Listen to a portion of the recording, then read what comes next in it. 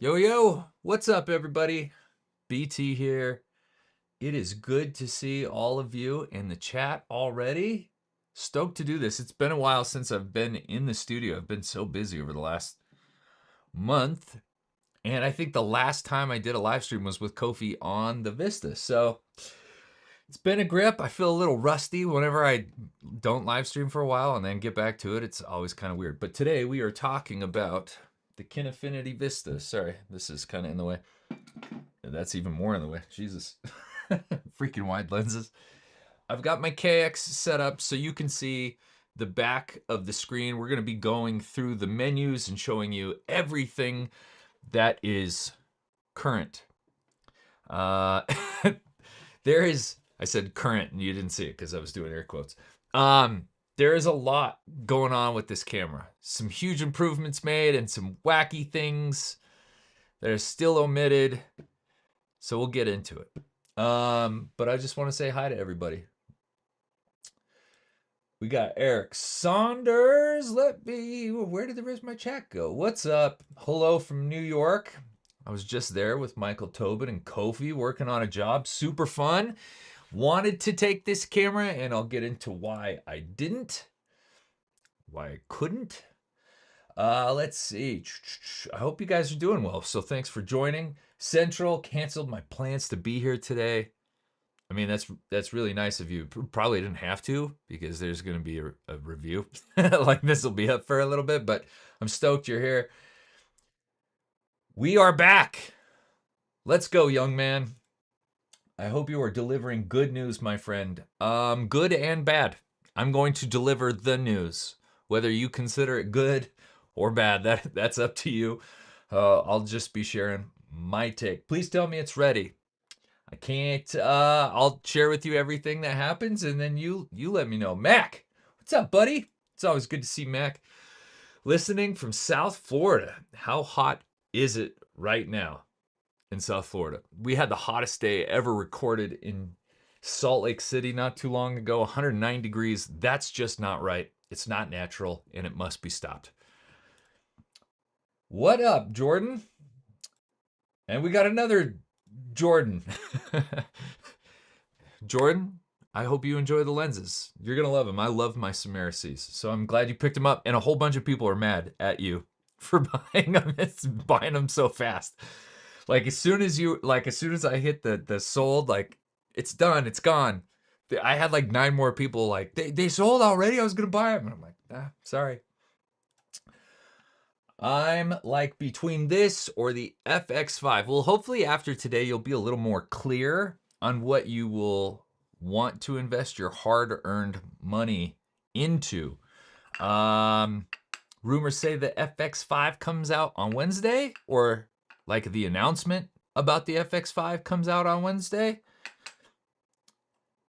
That's all I got for you. Let's see, 91 feels like 108. With the humidity, I bet. Oh, yeah, and he's also in Miami. It's 90 degrees, but it feels like 120. Yeah, New York was on the days that it actually got hot because of the humidity. Dude, you're just like drenched in sweat. God damn it, Mac. Sorry, not sorry. We can buy 3 Vistas instead of 1 FX5. I think it's closer to 2.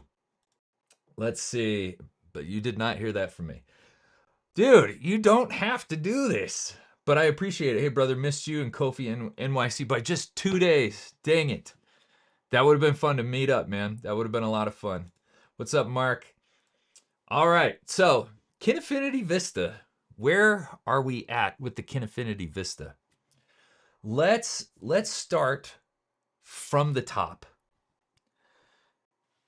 This camera was at NAB. And it was the most exciting thing for me there. Like just the form factor, I'd never seen anything this tiny and full frame and open gate.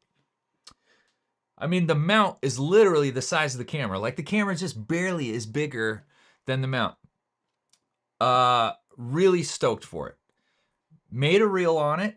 So I'm going to share with you some insider information. I made a reel on the Kinefinity Vista, and even though it didn't get nearly as many views as a bunch of other people, Kinefinity reached out to me and they were like, your video is getting a ton of traction with us.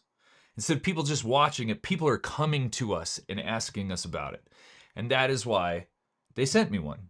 Because for whatever reason, it's luck, the planets align, the video I made was just doing real well with Kinefinity. And I had told them, I was like, listen, if there's any way that I can get a pre-release one to just test, I don't have to keep it. Like, I just want to play with it. Like, it's really intriguing. And they were super kind, and they were like, we're going to send you one. And it was kind of, it was actually pretty vague in terms of like whether I get to keep it or not. I still don't know. I have no clue. But basically they were like, you don't have to make anything on it either. We just want your opinion.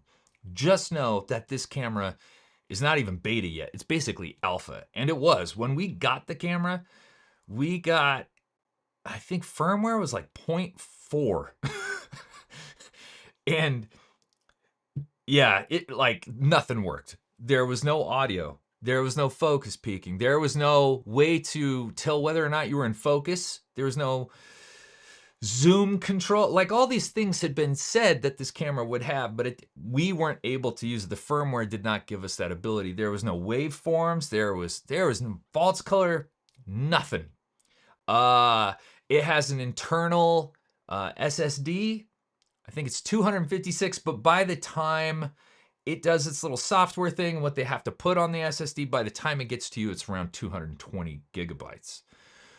We could record to it, but we couldn't pull off of that SSD. So there were a ton of like bugs and weird things. Anyway, Kinefinity is a very small company. I think they only have like 20 people under them.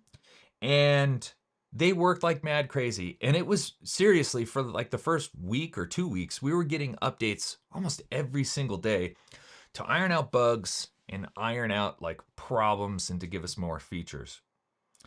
But then something weird happened. They had flown back home from Cinegear. We saw them at Cinegear. At Cinegear, they gave me a new firmware like right there, which was cool. It gave us ProRes because that was a codec that was promised, and up until then we didn't have it.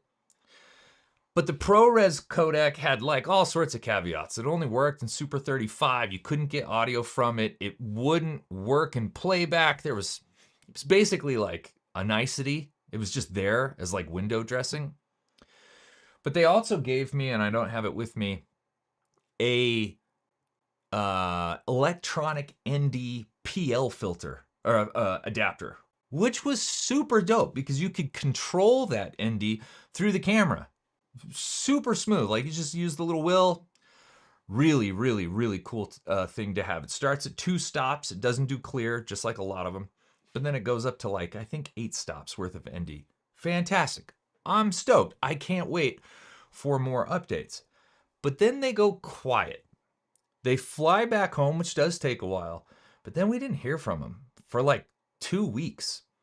And you gotta understand that in this little group, there weren't a lot of people that got the camera to be on this like beta testing program. It was me, it was Kofi, Philip Bloom, Dailies, Joshua Martin. Who else? Maddie has one, but he's never gone into the group. We've never had a conversation with him. I don't know what's going on there. But anyway, there's very few of us that have the camera. And we're going like, hey, where are these updates? Like, how do we get ProRes? How do we get waveforms to work? We don't hear from them at all for like 2 weeks. Not Kathy, not the owner. And then we finally do hear from them. They apologize profusely. And they're like, we've got more updates coming. And we're like, great. And then we really don't hear anything again for like another week.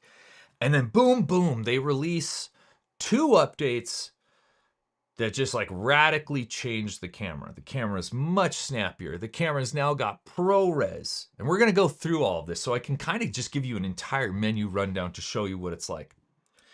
It's got ProRes. It's got like all the features you want. But then, for whatever reason, we're like, it still doesn't have any exposure tools. And it still doesn't have any focus tools. And it still doesn't have audio. We can't actually shoot with this camera. It's cool that you put all this stuff into it, But like for me and Kofi, we got hired to do this crazy job, once in a lifetime job. We desperately wanted to take the Vista on this job because we needed something small and inconspicuous, and we couldn't. We're just like, we can't like use it. And the owner popped on. He's like, okay, good to know. I was like, listen, man, this is me talking. I was like, I really want to use this thing. I want to do a follow-up video on it. I want to shoot with it. And even if you added waveform and focus peaking or zoom function, it doesn't have audio. Like I need these 3 foundational things or I can't actually take it on a job. Like I know you want me to look for bugs, but until you give me the foundational stuff, I don't have the time to go out and look for bugs. If you give me those things, then I can shoot it and I'll find bugs along the way. Well, within 24 hours, I had an update that gave me all of those things. The camera is radically different than what it started off as. Battery life. One thing I mentioned, battery life. We all had wildly different battery life experiences. Kofi got like 3.5 hours of runtime, record runtime off of a single battery. I was getting like 30 minutes. These little batteries are inherently problematic. These NPF batteries. They're capable of a lot, but they're also just problematic.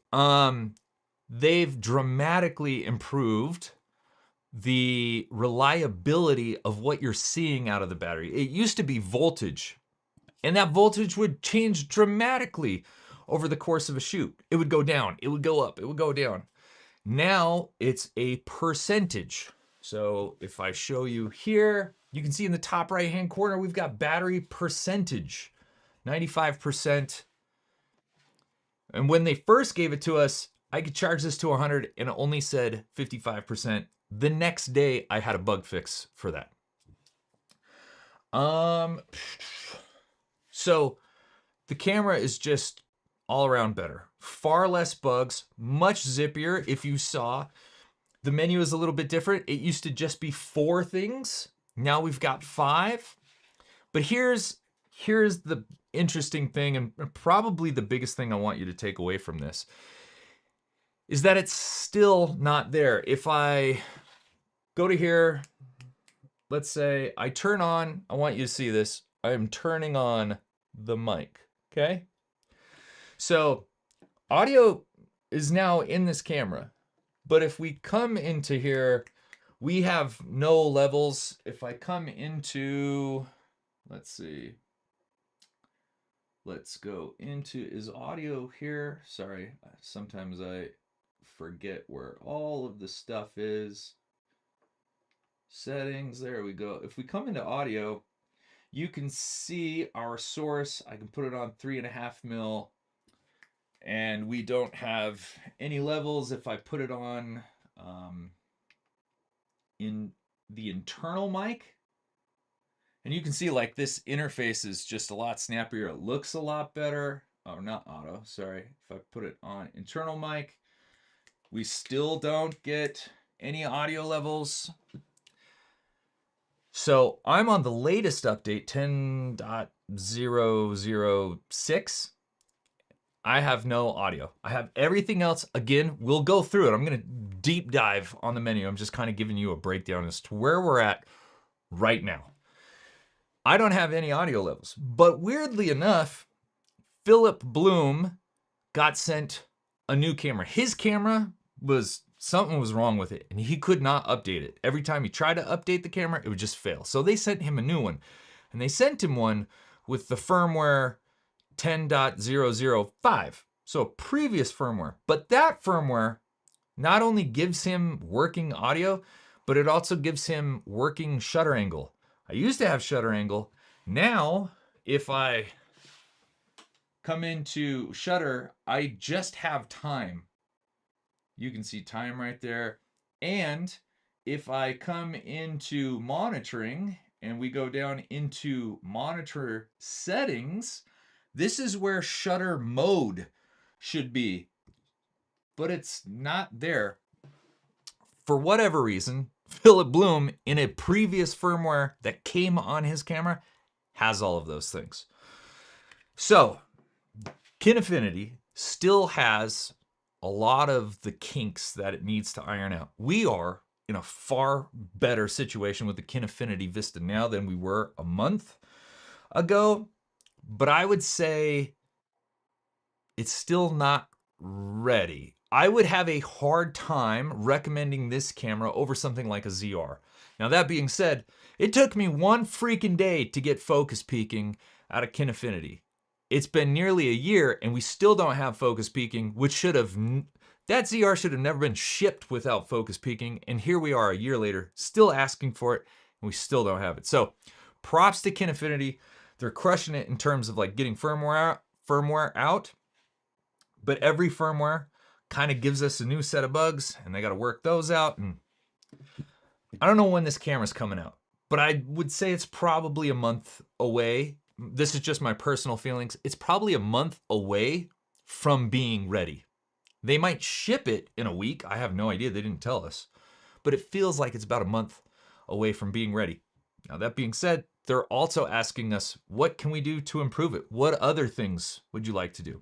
So I'm gonna hop in the chat. We'll go over some questions that you have because I see them coming in quickly. And then we're gonna deep dive the menu and show you everything that it has so far. Cool? Let's see. Let us get to where we left. FX5, I'm selling my ZR. I think a lot of people are going to sell the ZR. They fix the firmware. Yeah, they've done a lot, as I just said. A lot of firmware fixing. I don't know if we're kind of there yet, though. If you are an NDA, blink. I have no NDA, but I'm on friend DAs, and I would not sell them out. Good day. Seattle or St. Louis, I'm not sure which one. Typical humid 92 degrees here. That sucks. I'm really sorry. You must be dying. Hey, what's up, buddy? We're doing well. We're going through the Vista. Where the Vista's manufactured, they're out in China. They are working on getting their first states-based service center, which I'm very pumped about. It'd be difficult for me to recommend them until they have that. This camera still doesn't count anywhere near ready. I would say it is close, but about a month. And I will show you. I'll show you how much cool shit it has now. How do you like the MKE 400 mic? This is my favorite small mic. If you were going to get a small mic to put on top of your camera, that's my favorite one. Yes, it was. Their original release date was wildly optimistic. I mean, when we had it, we were like, bro, there's no way. They exceeded my expectations in terms of firmware updates and how fast they could go. I was thinking 6 months, and they've been able to do about 6 months worth of work in about a month and a half. My theory is the I don't think so, because when we talk to them, this camera is not to compete with anything else that's out there. Like, they really made it for a very specific market, and that did not include things like a ZR or an FX5. At least that's what they told us. No audio yet.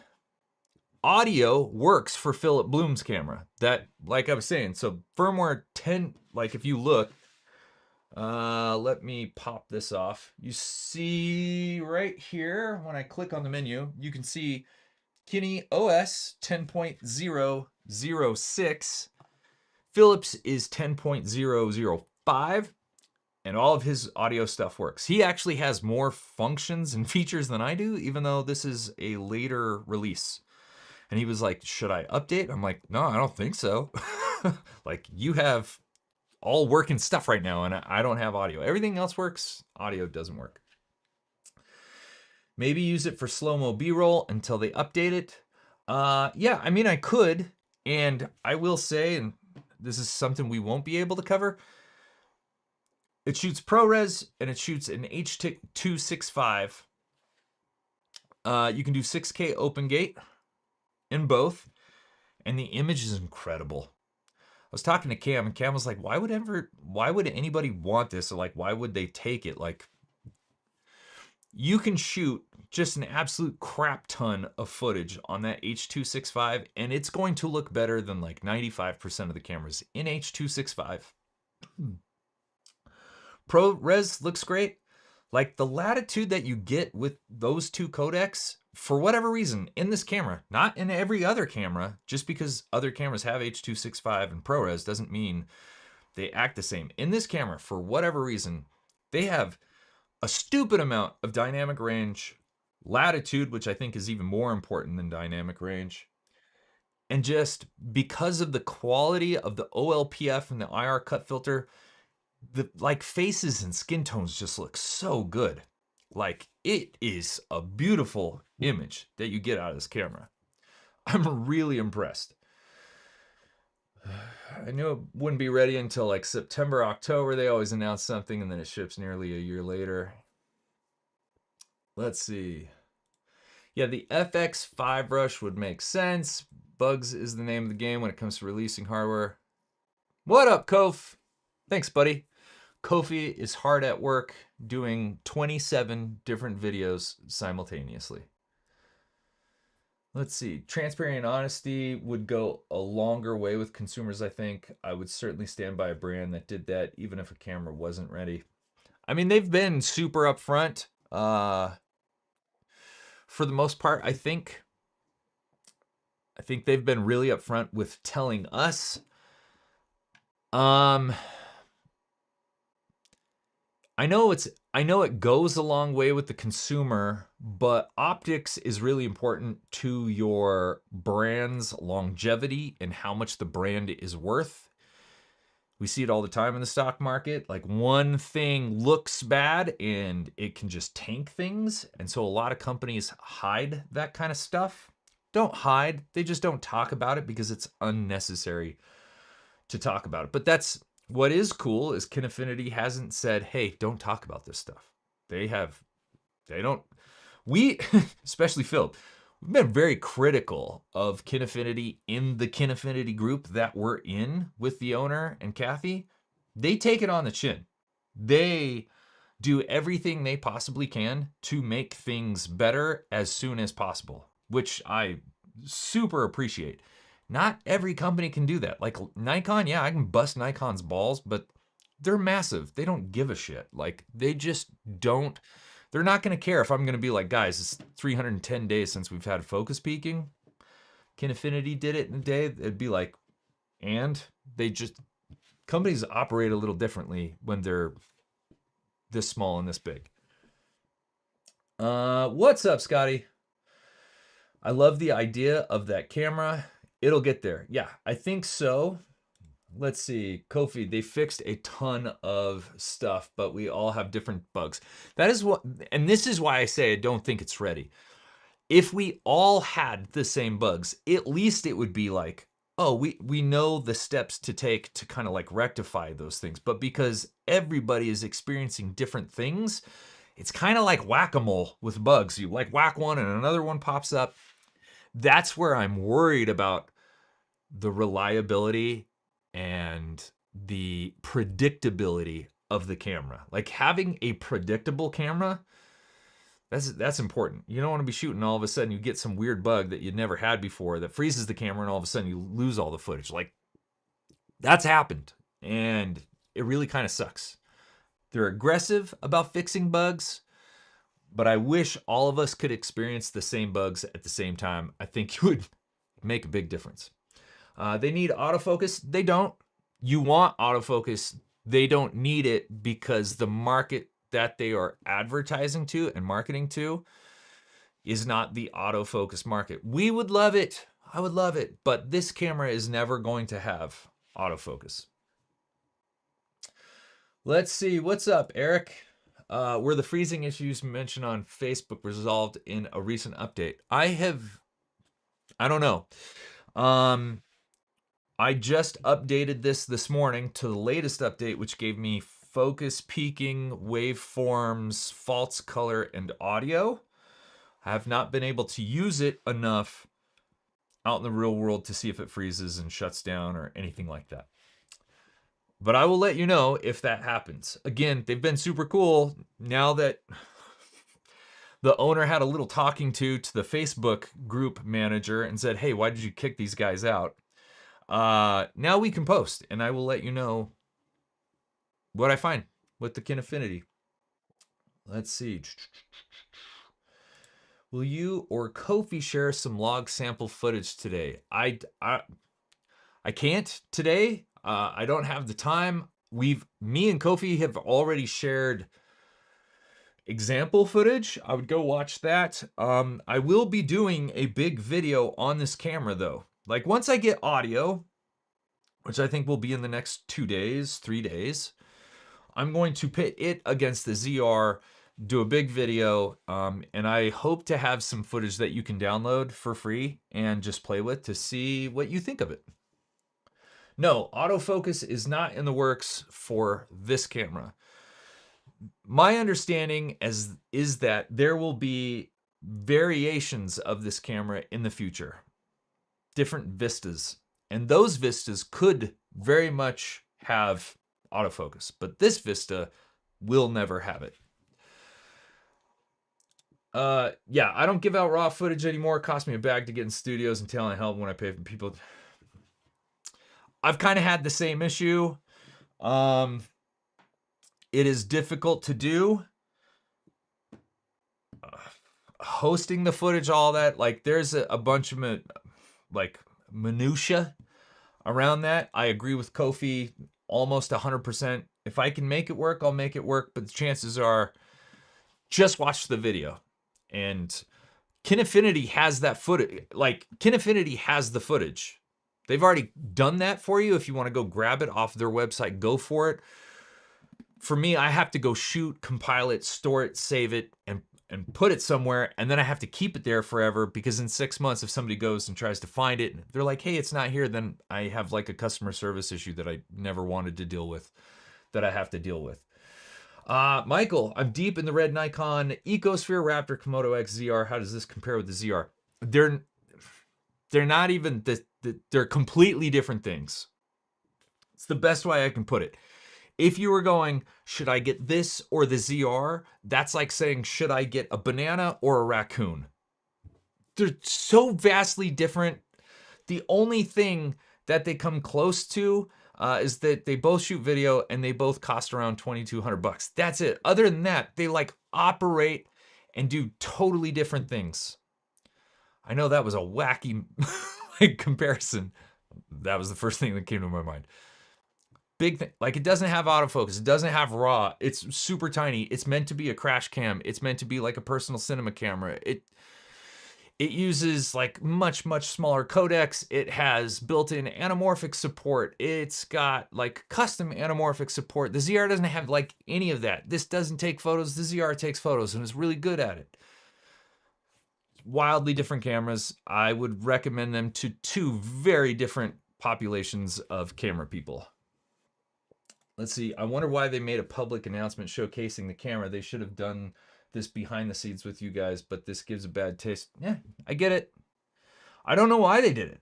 I have no idea. I don't know why they didn't hold on to this camera, give us the camera and be like, hey, for the next 3 months, like just use the crap out of it and let's talk about it. And then after that period, we'll get it ready. I don't know why. Companies do things sometimes and you're like, why would you do that? Anyway, who's ready to go through the menu? I know we have more. There's a lot more. Holy shit, we got 84 people in here? 17 likes though? That ratio kind of sucks.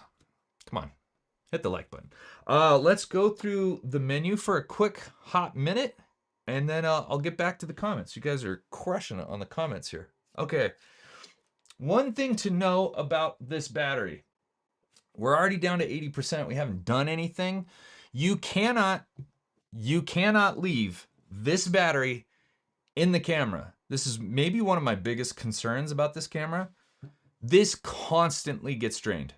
If it is in the camera and the camera is off, it gets drawn at almost the same rate as when the camera is on and recording. My camera is warm to the touch if I leave the battery in there for 2 or 3 hours, like it's been running. And it will zap. It almost feels like it zaps more battery sitting in a camera off than it does while it's on. Just FYI. Okay, So what do we got here? We got our menu button up at the top. We got a little scroll wheel. It's kind of hard to see. I know it's kind of dark, but I needed to expose for the screen. Let me know if it's too dark. But anyway, menu button. I tend to use the menu button and the scroll wheel, or you can tap, and it's pretty solid in terms of like its response.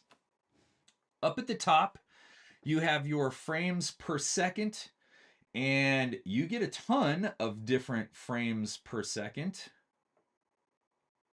So up to 36 frames a second in 6K open gate, whether that's ProRes or the H.265, go all the way down to 18, but let's come back up here to 24. You can click the scroll wheel in to make your selection. We have shutter. You're able to change it in the other firmware. In mine, you cannot, but you can also fine tune this. So if you're getting flicker and you need to move it up a few decimals, you can to reduce flicker. Super cool. I really like Kinefinity's menus. They're very easy to understand. Base ISO, it is a dual base ISO, but also in here we have highlight. And this is their way of shifting the dynamic range to protect either highlights or shadows. And it works really, really well. It's an interesting system. F1.4, you can see that up at the top. We're using EF lenses, and I've set the camera to adjust, as you can see, the f-stop through the scroll wheel, and it works, which is really dope. Oh, maybe I should take the lens cap off. Freaking moron. So you can see it getting darker. F5 all the way up to F1.4. White balance up at the top. We can capture the white balance. So if we have a gray card, we can hold the gray card out here, hit capture white balance. It captures it and it resets the white balance. So this is obviously super off because we didn't use a gray card. We could also change the tint here with the scroll wheel. And since it's super green, I'm going to go down. Oh, I'm going up. Oops. Sometimes the scroll wheel is not good. This is going to take forever. I'm not going to do it. Let's see. I can go back to 5600 and now we're good to go. So you can preset different white balances, which is great. There is monitor LUTs.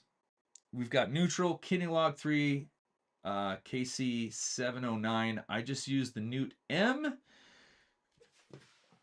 One thing about the LUTs, when we got the camera, this was a bug, and they've since fixed it. But if you used a monitoring LUT, which shouldn't affect the log footage, you're just using it to see what that would look like on the monitor, it was actually burning into the footage. Even with that burnt in footage, this camera has a crap ton of dynamic range, which is almost never the case. You burn a LUT onto the footage, the latitude you have is like smoked. For whatever reason, this camera just had a crap ton of it. But they've since fixed it, and now the monitor LUT is different than the log curve that you're working with. Let's see. And then battery life, right? 75%. You can't tap on that. This down here is your horizon marker, which is great. We've got our audio levels. As you can see, they do not work on this firmware version. And we've got media life there. So in the current codec and resolution, I've got an hour and 10 minutes on a 512 card. If you pull out the card, nothing happens. It's not a Canon camera where the whole thing shuts off on you and doesn't let you. This is a 512 card, just FYI, which I like. So you can leave doors open. It's great. You don't have to worry about stupid shit like that. Let's see. So now we'll go into the menu. We'll go into recording, image format, full frame, Super 35, Micro Four Thirds, Super 16. This is the same that we had in the opening version. Now here's what's different. So as you can see, recording resolutions, we actually have these three starred up at the top. And I'm going to do my best to explain these. These are essentially 4K oversampled shutter speed modes, as they said to me. This 4K open gate does have a different how do I put this? Like an aspect ratio than the open gate in 6K. You man, come on, Brandon. Get it together. You lose just a little bit of top and bottom real estate when you go to that mode. Okay? I haven't thoroughly tested it. Image looks exactly the same across the board. There's no difference in color.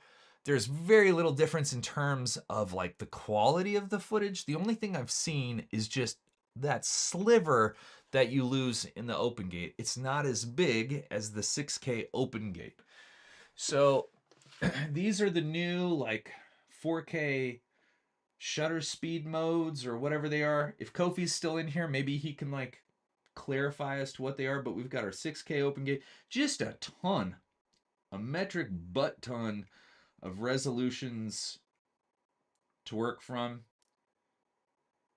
Recording codec. So now we have ProRes and it works across the board. It's not just in Super 35. So these all work. Chances are I'll probably shoot in this H.265 Max. It looks so good and you get twice as much data. So I've got 2 hours and 17 minutes of recording data here. Let's see, go back to recording.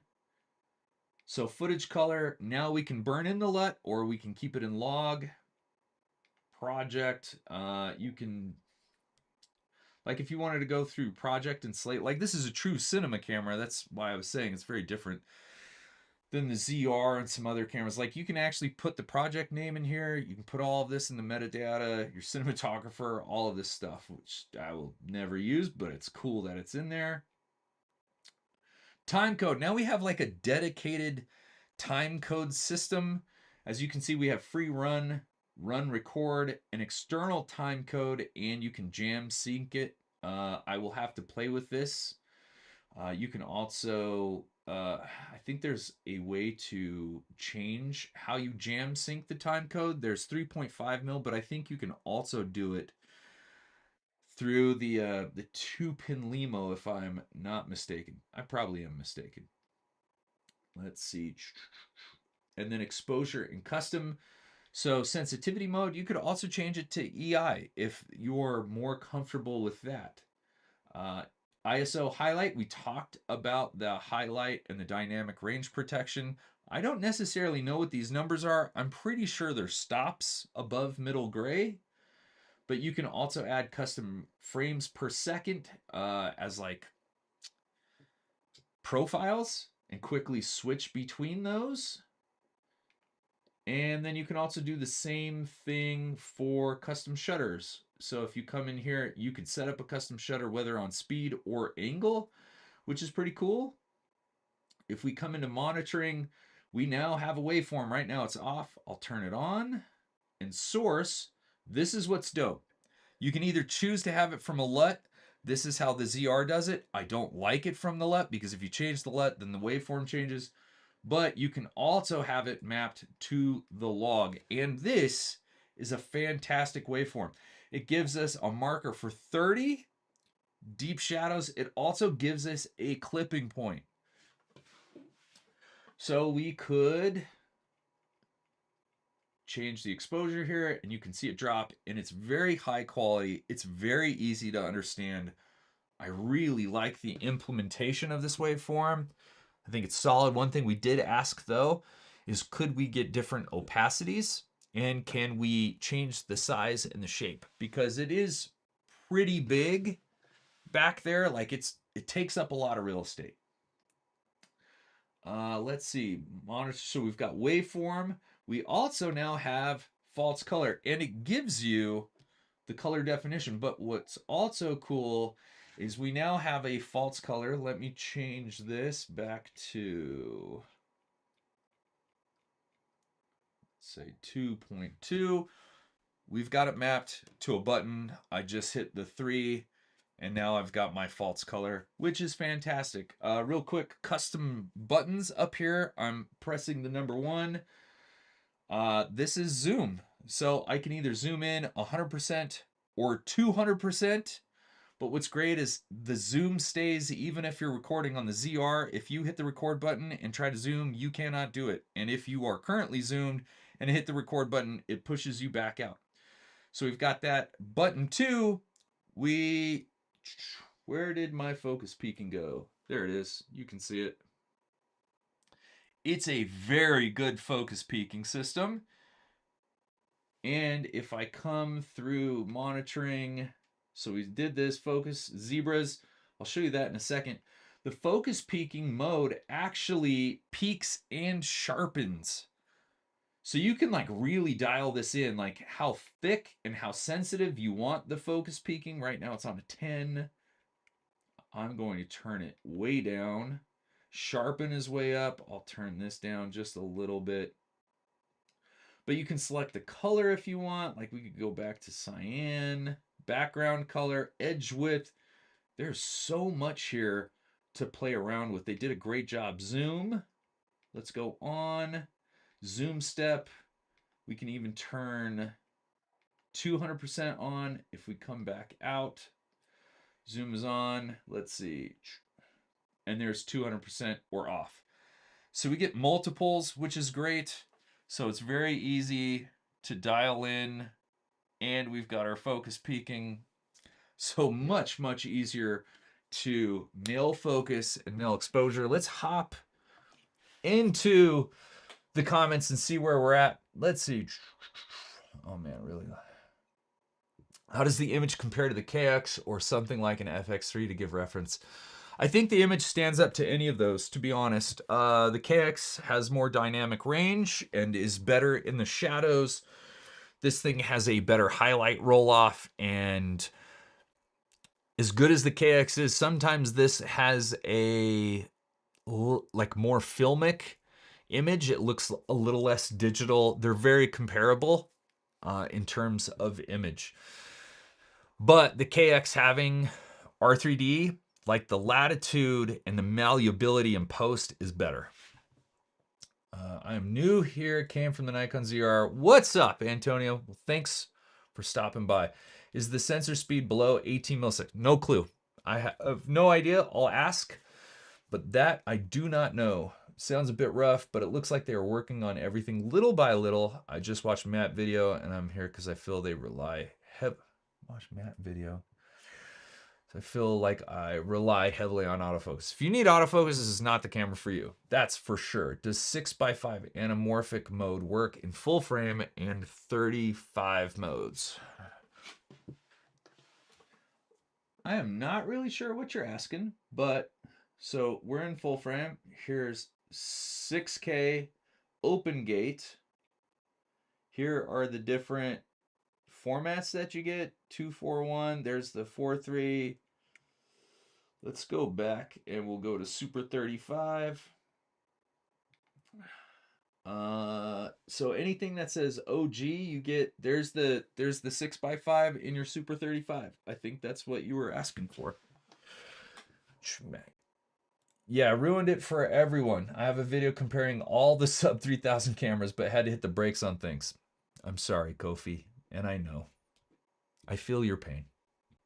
That's going to be a great video when Kofi puts that out. The amount of time he's going to put into that video is going to be nuts. And it's going to be a big video, but then he'll never have to make that video again. Thoughts on red in Big 26? I have a Komodo 6K and finding it hard to use. Anything else because the image isn't quite as good?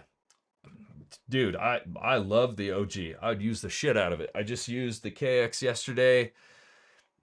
I used it to shoot an entire campaign for a major brand. I would happily use the OG. I use this to be a camcorder for a parade for our hockey team. Basically, I took the ISO and just cranked it to the max and shot it at like F9, F10, and it came out looking perfect as like an old Sony Handycam. Like, I love that camera. you cannot tell me that the image is not good enough for 2026 because it still, at an APS-C, blows so many full frame cameras out of the water. And it's just a much better camera than so many cameras. Like, it's got everything you possibly want.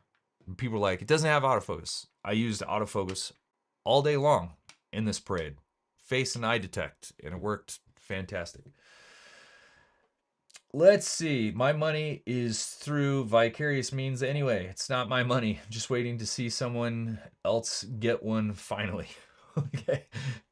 Let's see. Not spending any more money on cameras until I see the camera that GXA just said he's dropping.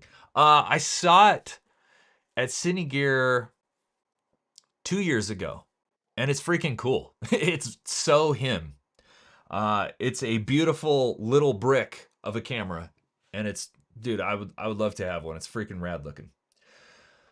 Autofocus isn't possible with the E mount. It is possible with the L mount if they can secure the L mount. From what Jua said, this camera will never have it. Again, if there's a new Vista that comes out, sure.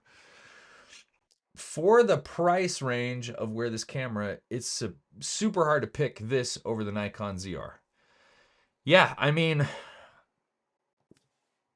if you're a content creator, I would not recommend this over a ZR. The ZR having autofocus and working autofocus and it not having any bugs at all, it's just doesn't have a few features like focus peaking and stuff. Like, I would recommend the ZR every time over this thing. But if you're somebody that needs an actual cinema camera with all of the cinema camera tools and a workflow that also needs a hyper small camera so they can put it in really weird locations, that's the camera to get. But it's not going to compete with an FX30 either, because that also has autofocus and a bunch of other stuff. It would be hard to recommend this to anybody over anything for the next 6 months to a year. Like, until its shit gets dialed in, like, I wouldn't recommend it. Like, I'm really lucky that I have one, but I wouldn't buy it because it's just kind of like, there's too many things wrong with it. Like what Kofi said, like the bugs we have, we're not all experiencing at the same time. We're all having different issues, and that's my biggest hesitation. Does it have time code? It sure does. We went over it, but I'll show you again. Let's see. Was it under... I don't think it was this. Was it settings? Crap. Audio. Nope. It does. It has, there we go. Time code. So it's got these time code features: free run, record run, external, and jam. So it's very capable on the time code front. Hey B, did you get nope, not yet. I just don't have the money. I will eventually. Hey, what's up, buddy? I'd definitely go with the raccoon. If it was legal to have a raccoon in Utah as a pet, I would have had one a long time ago. The devil is in the details, and every person's needs are different, as are the use cases. It's one of the reasons I had 12 cameras last year. Jesus Christ, Mac. Each one has its strengths and weaknesses. I think this camera is, like you said, a crash cam for someone really trying to be low key, but I don't know. Yeah, you also have to look at Kinefinity's track record, and this is kind of how they operate. Like, the Vista is really exciting, and it brought a lot of new people into the Kinefinity ecosphere. Like, they're now they're on the radar.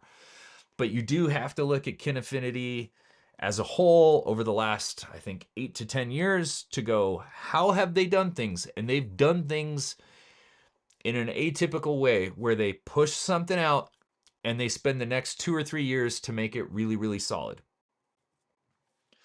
Let's see. It's a party in here. We're doing great. This is awesome. I'm so stoked. I hope everybody's having a good time. Thank you so much for the thumbs up. Thank you, Mac. Menu time. Yeah, we'll get back into it here in a second. I want to crush through these just a little bit longer. Do you know someone who has already tested the FX5? Yep, I do. I think Johnny over at Cindy D has it. You can also do custom frames per second. Yep. The footage on the Vista site are all LUT baked in, worthless. Okay, well, at some point, hopefully somebody offers that up. Once the camera goes live, you'll be getting that. You'll be getting lots of footage from other people. It's just like Kofi and I said, it's a difficult thing to. I used to have like a paid tier on Patreon where that was the point of the paid tier, was so that you could have all of the RAWs from the example photos and footage I took from the various cameras that I get to use. But it ended up just being more of a headache than anything else. And so it's difficult to offer that. Cinebenjamin, some of those modes are down sampled modes. Okay, good. I was correct in that. That's what I thought. Oh, man. Thanks for being so awesome and accessible. Thank you for the super chat. That's incredibly kind of you and unnecessary, but thank Kinefinity.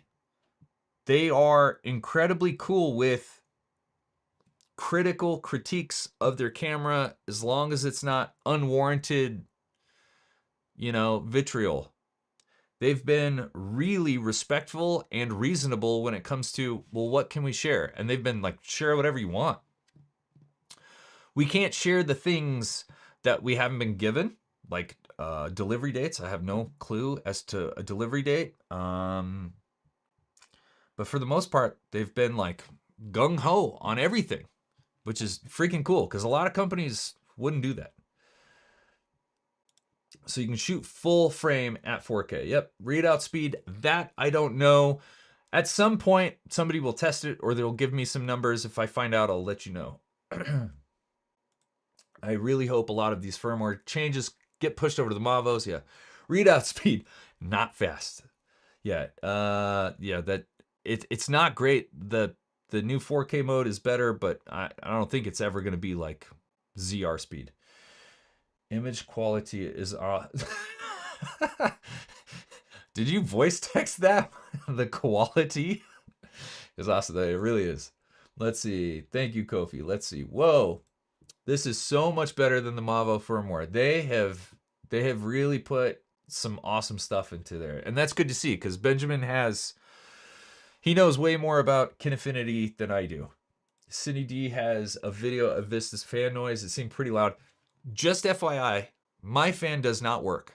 It never has worked. I'm hoping that when the full production model goes out, they will swap me out for that because I want to use this, but the fan has never worked in this. I do like that you can adjust the fan, though. You can set it at a certain percentage when to kick in. There's some really cool stuff in there. Let's see.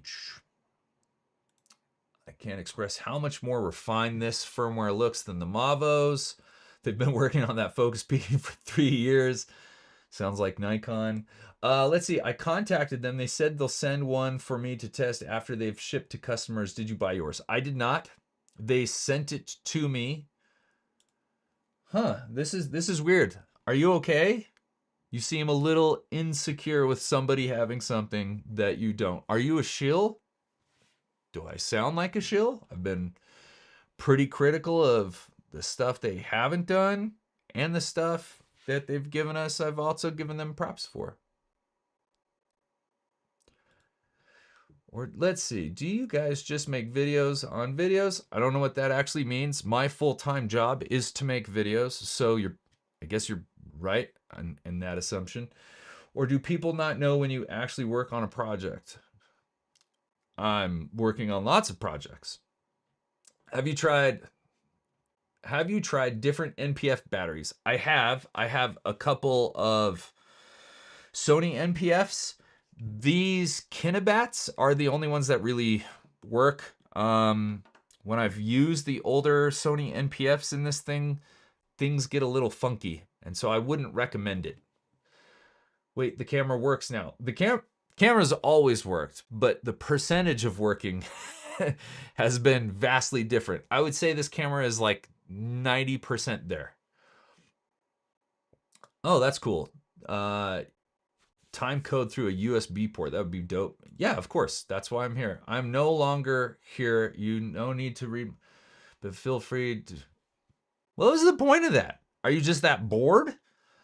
Like you were like, hey, you know what? Somebody's on. I don't like them. I don't want to say anything nice about them, but I'm going to waste my time commenting. God, that's a freaking lame life you got there. Not a very busy Monday for you. Kofi, should I buy the FX5 Wink twice? So it is legal to have raccoons in Texas. I'm greatly considering it. I'm telling you. If I could get a raccoon and train it to ride Henry around and like deliver me energy drinks in the morning, greatest pet combo of all time. I can't be responsible for anyone's financial decisions. True. We're almost done. This is amazing. Let's see. I always found the Kinefinity Mavo Edge 8K interesting and God damn it, another comment. I'm just joking. Throw them in there. We're going to get back into the menu. And thought they would go down the road of causing other brand issues, so it's interesting that they went this route with the Vista. Don't mind my credit card debt. That dude's name checks out at least. Definitely acting like a kid. Yeah, what is his name? The Internet Kid. That's the fun part of the internet, boys and girls. When you start making videos for a living, you get people like this that like pop up, say a whole bunch of shit just so they can hear themselves speak, and they do it so a bunch of you will see it and they're like, oh my gosh, I got validation. I'm super important now. And then they dip out, never to leave a comment again. My hat goes off to that young man who looked like he was 50 for having the balls to have an actual like profile pic. Most of the time, trolls don't even have a profile pic or a life. All right, let's dive back into the menu. What battery percentage are we working with? 55. Battery life's kind of rough on this camera. It can be amazing. It can be rough. But anyway, let's see. Where did we get to? I think we were still in monitoring. Zebras. Here's what is freaking cool about zebras in this camera. Just like the waveform, you can... where'd it go? Did we find a... Oh, fuck. I think we found a bug, folks. Because menu is not coming up. So let's turn this off. See? There we go. We found a bug in real time. And I turned it off. Okay. It wasn't turning off. We'll turn it back on. But basically what I was saying is in this camera, like the waveform, you can either assign the zebras to the LUT or the log image. Nikon did not do this, and it makes the zebras, I don't want to say pointless, but almost pointless, because anytime you change a LUT on that camera, the zebras no longer work the same. And so, yeah, it just sucks. Having them assigned to the log is so much more reliable. All right, we're back up. Going to monitoring. We're not going to go into zebras because that damn near killed us. We went through everything. Anamorphic ratio. If you're a big anamorphic shooter like I am, you're going to love this. Because look at this. You get every freaking thing you can possibly think of, but you also get 0.5. What does that mean? Like if you want to shoot vertiscope, you can do it in this camera. Vertiscope is basically where you take either the body or the lens and you rotate it 90 degrees. So instead of stretching horizontally, you're stretching vertically. And this camera does all of the de-squeezing in camera for you on this beautiful OLED monitor, which is freaking sick. I wish more cameras did that. Like, I don't know how Sony hasn't figured out how to give you more than like 2 anamorphic de-squeeze options. It's freaking ridiculous. It's so dumb. Just change the monitor aspect. It's not that hard. So I freaking love how many anamorphic ratios you get with this camera. White balance capture, we showed that. That's basically you hold up a gray card and it will quickly get you white balance. Guide, here's something pretty cool. If you shoot a lot of like social media, this could be super useful to you. So like if we want to go to frame line 1, we can set this to on. We can have it be 16:9 type full box. We can go full box of dash. Let's go full box with dash. Fit, 100% shading. I honestly don't know what that is, but white. We'll keep it at white. Line width, center. And then let's go frame line number 2. We'll turn this on, but let's set this to 9:16, which is like what we would do for, social media. Full box, we'll do that. Fit, 100% white. Let's go to red on this one. And now we're marked up. Let's see. Let's turn the waveform off. And so now we've got our frame markers for 16:9 and 9:16 deliverable at the same time. And since we're shooting an open gate, that's kind of nice to have. Let's see. Let's go back to our guides. And you can do up to 4 of those. Our center marker, white balance reference, full monitor bars. This is something I need to dive into. I haven't really looked at this yet, and I don't want to do it right now. Rule of thirds, I definitely want those on. So those just popped up. Let's see. I think, is that everything? Monitoring settings. Digital Horizon, I showed you that earlier. Built-in monitor. So auto rotation, that is not working for me yet, just FYI. It also has burn-in protection because it's an OLED monitor. It can kind of tell you at one point when it's going to start dropping the brightness to protect it from burn-in, which is very smart. Oops. HDMI output, you can turn all of this on. LUT management, you can import different LUTs, which is great. SSD, so here's a new thing, which is pretty dope. Copy the internal to a CF Express card. So if you have a bunch of stuff, using one of these USB ports, going to an SSD, just FYI, that's how you update this camera. You plug in an SSD into this port. You have to make sure the SSD is formatted to a exFAT, I think is the format. And then you can upload the firmware via that way. But if you got a bunch of stuff on the internal, you want to put it on a CF Express card, you can dump that footage, which is really cool. So it'll copy that over. I love that. SSD media format. So if we needed to format either the card or the internal, we do it here. It's very easy to do. I really like how they do it. The only thing I don't like is, like, let's say we need to format the CF Express card. It takes kind of a long time to do it. So we see the countdown here. It gives us like 11 seconds to kind of determine whether or not we want to do it. And when this goes down, we can hit format. It gives us a formatting thing, which is great. Like on my Leicas, I don't get to see any progress bar. And then it's done, which is really handy. So it's a really cool way of formatting your card. Oops, SSD.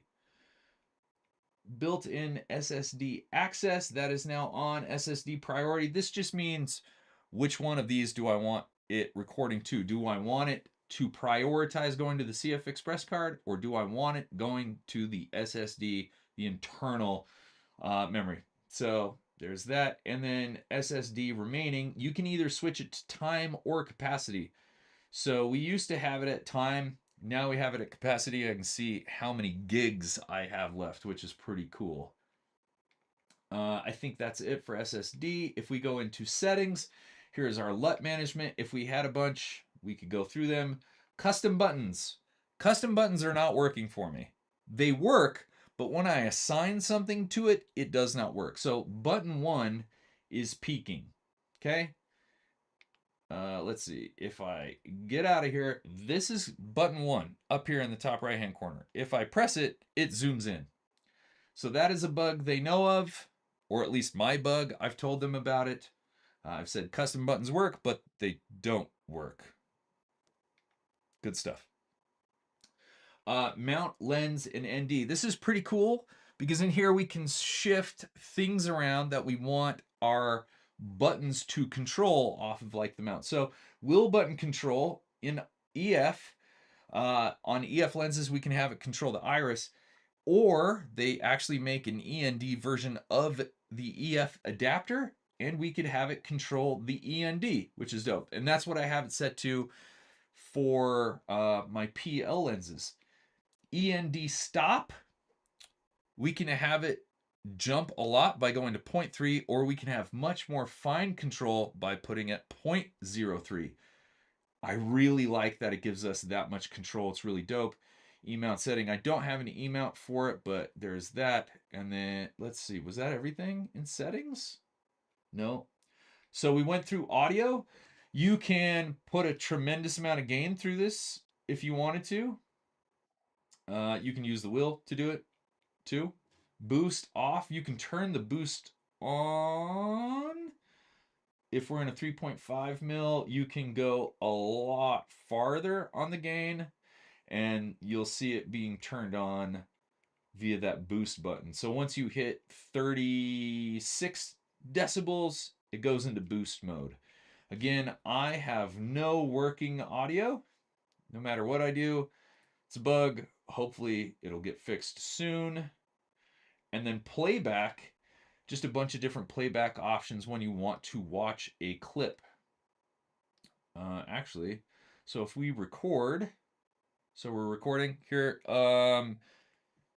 focus peaking once you've started recording doesn't work. This is a bug. But if we turn focus peaking on, where did it go? It's very slight. You can kind of see it right there. If I start recording, it stays though. You can see those little cyan blips right there happen. But recording and zoom works, which is fantastic. So let's end the recording. It'll tell you it's saved. And then if we go into, oops, if we go into play, we can see now up to 9 different clips, which is really cool. We can select the clip and it'll play the clip that we just shot. And we can change the speed in which the clip happens. So from 1 all the way to like 20 or something like that, which is pretty crazy. So we'll leave playback. Oh, there's these little things too. And I think that's all for settings. All right, so let's hop back in the chat, see where we're at. Holy smokes. That's a lot of comments here. Let's see. Wow. Holy crap, guys. There's the raccoon comment, so I know we're past that. Vista sounds phenomenal. Oh, let me pop it up. If they iron out these quirks, I'd buy one, but I'm too invested in RF glass. Totally get it. As you should be. I mean, like, glass is so much more important than the camera. I have 7K ready for the FX5 and the EVF. Definitely want to get the Vista, but hoping most features are solid when it's released. 1 week until B&H says it's ready. Too early. What features would you say are solid? Yeah, I don't think it's ready. Simply because, for me, I think there are too many bugs in the camera. And those aren't uniform bugs. Like me, Kofi, Philip, like, we're all having different issues. If we were all having the same issues, it would be easier to recommend and say the camera's ready. I don't think it's ready yet. I think it needs another month. But I'm stoked to, like, have it where it's at right now. It's so close. Once I get audio, I'm going to shoot a crap ton with this because it's one of my favorite cameras to shoot. The image quality is fantastic. It's very filmic. There's a lot of texture to it. It's like a thick image. It does not look digital. And then just the form factor and the screen, great. The screen is not bright enough for like daytime use. I will say that. If you got to shoot a lot of stuff at 12 o'clock, it's going to be rough. But in the morning or at dusk, where that OLED can really shine, oh, it's so good. And that was when I didn't have any exposure tools, focus peaking, or a zoom function. And I still nailed stuff at like a f1.2. So I love it. I can't wait for it to be ready. It's not ready yet, though. After that rude guy comment, I need to share that I love your work. Oh, well, thank you. I appreciate that. They don't get me. These people that come on and talk smack, they're not even good at it. Like straight up, me and Kofi had this conversation. We have this conversation a lot. It's one reason I love Kofi. Most of these people are not intelligent enough to actually have like really good back and forth like banter. Like where like I played professional sports. I had people 3 feet from me talking mad shit, and they were really good at it. Like that was like their career almost. Most of the people on the internet don't have the intellect to like do that back and forth thing. So they don't get me down. They just say something dumb and then they move on because that is what their existence is. Let's see. I guess you could change your profile pic to saying that you're currently on a project. I wish I could share what we were just on. Pretty big project. I can't, but I also don't need to. I don't need like the social validation. Like I did something. I know I did it, and that's good enough for me. That guy is just 99% of us having fun. Be here to go for responding to trolls. I have a good time with it. I try to anyway. I'm scared the FX5 battery might be over $100. I have no idea. Kofi says regarding the battery, I think that's just our cameras. Jua told us it's probably ours. Yeah. I know that there's supposed to be a different version of this camera in terms of like build and materials that you will be getting that we don't have. And I'm jealous for that. That's why I hope they will exchange me out this one when that one goes live.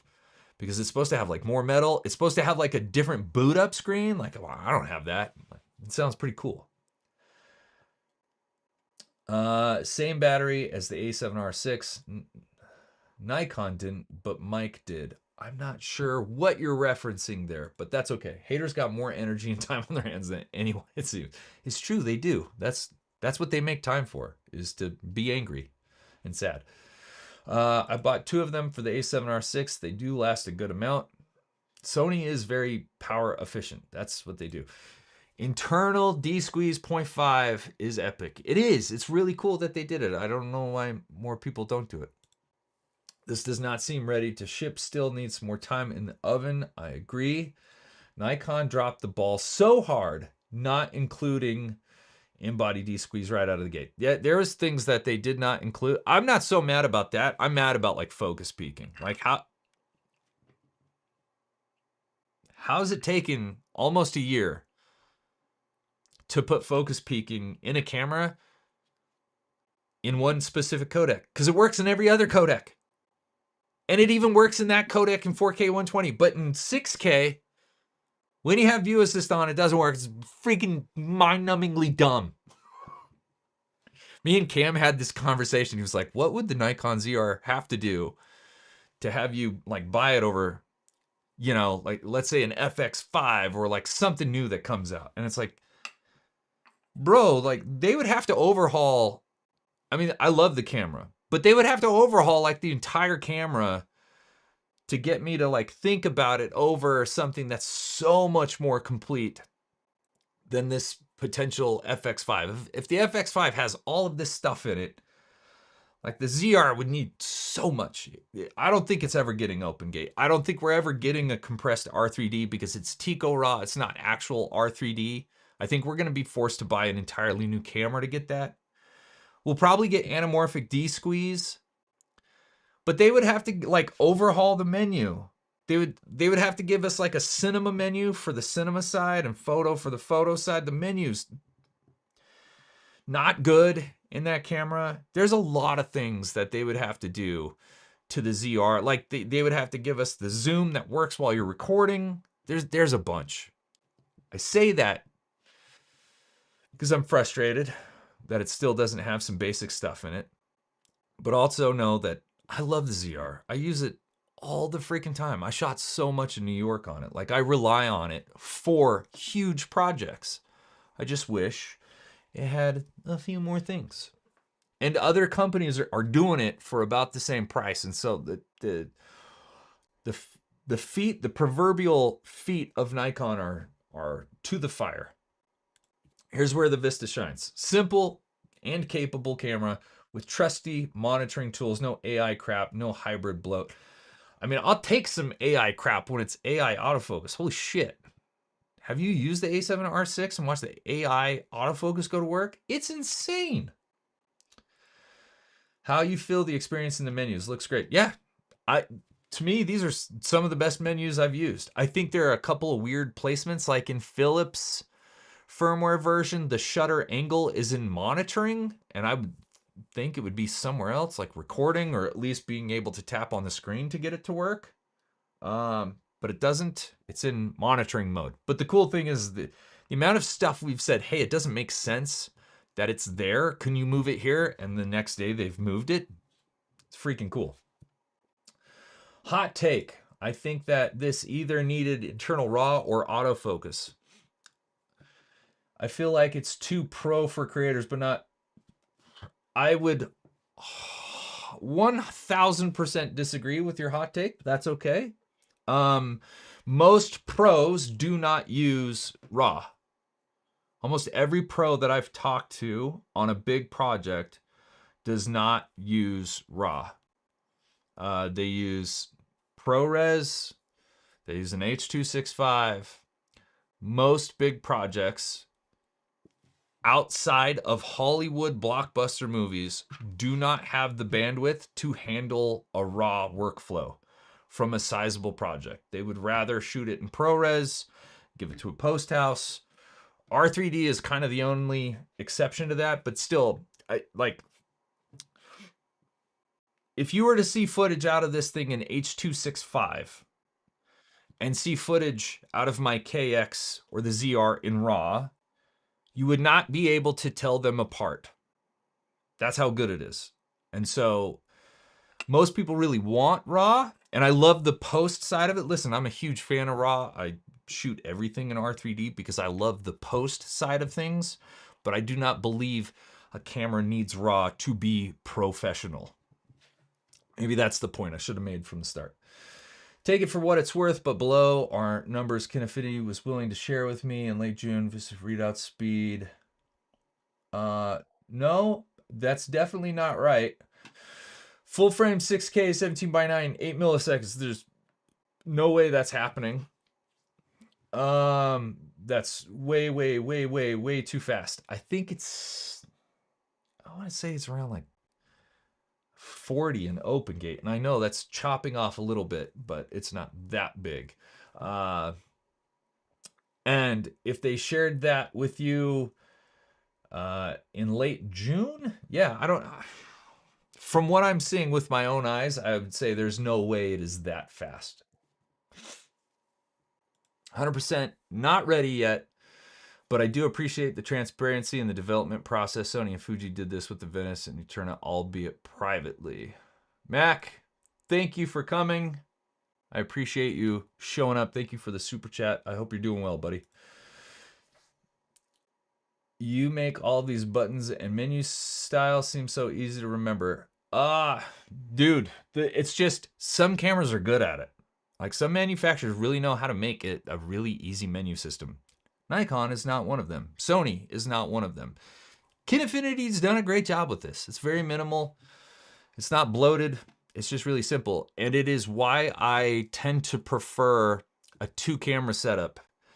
One camera that's dedicated to photos, like my M11P, and one camera that's dedicated to video, because they tend to not be bloated in menus. I don't want to be in the menu. I want to shoot. And that's why I kind of tend to go with dedicated cinema cameras and dedicated photo cameras. This is kind of a back and forth between people, which is great. Yep, it is. It's hard choosing these days. But the nice is, still no ProRes in there yet. Let me show you the menu, sir. Boop. We've got ProRes in 3 spicy flavors. And a whole bunch of different like resolutions and shiz. Sorry, that's in Super 35. Let's go to full frame. So we've got oversampled modes of ProRes, and 6K and 5K and 4K. So yeah, there's ProRes in there. There's ProRes, and it works, and it looks fantastic. I'm all in the FX5. Honestly, I want one. Because if it has 16-bit compressed RAW, that is the same RAW that's being spit out, albeit maybe a little bit different. Same colors as the Burano and the Venice 2 and the Venice. Holy shiz, take my money. Like, it's one of the reasons why I shoot in the KX and the Monstro. Like the Monstro 8K in 22:1 is like, the file is so small. It's like a tenth of the size of the ZR. And it looks way better. So having like a really cool compressed RAW, I know I said you don't need it to be a pro camera, and you don't. But the fact that it's in there and it's super tiny, oh my God. If the price is $5,000, which seems right, if the price is $5,000, that's still $5,000. Like, that's a ton of money. Like, I can't afford one yet. Let's see. My hand was always under the lens anyway to carry the weight of the camera, so saved money and got all the vintage lenses. Also, RAW helps you if you struggle exposing. No, not really. RAW isn't a latitude thing. There's not more dynamic range generally in the RAW. It's more or less like bit depth and color and control and post. Like if you F up the exposure in RAW compared to a 10-bit codec, you're really not going to see much of a difference. Let's see. Sony NP-SA. Oh, this is the battery that's in the R6, I think. $118. This is that scene in Batman where Bane is like trying to tell Batman, like, you're like newly converted to the darkness. You haven't been born and bred in the darkness like he was.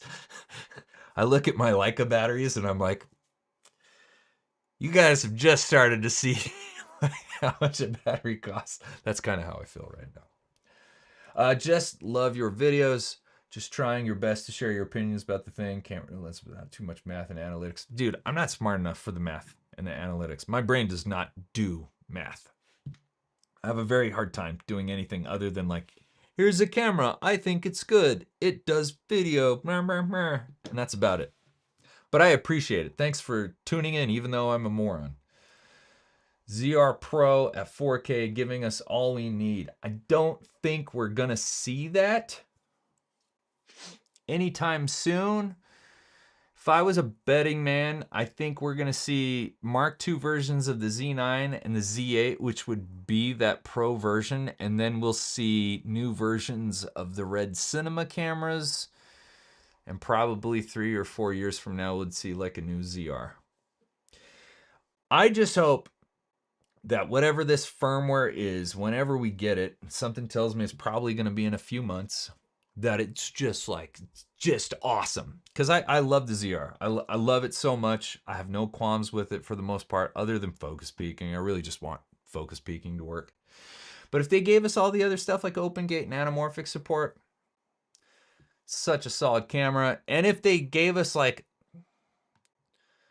I know they're bringing the Log 3G10 to the H.265. If the H.265 looked as good out of the ZR as that camera and it had red colors, I'd be stoked.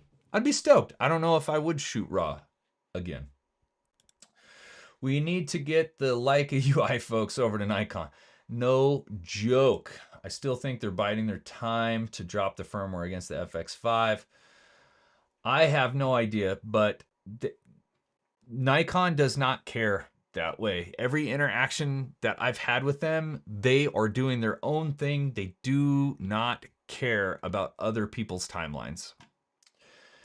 Can we offload internal SSD data to local SD via one of the USB ports without CF Express card in there? I believe so. I'm pretty sure you can.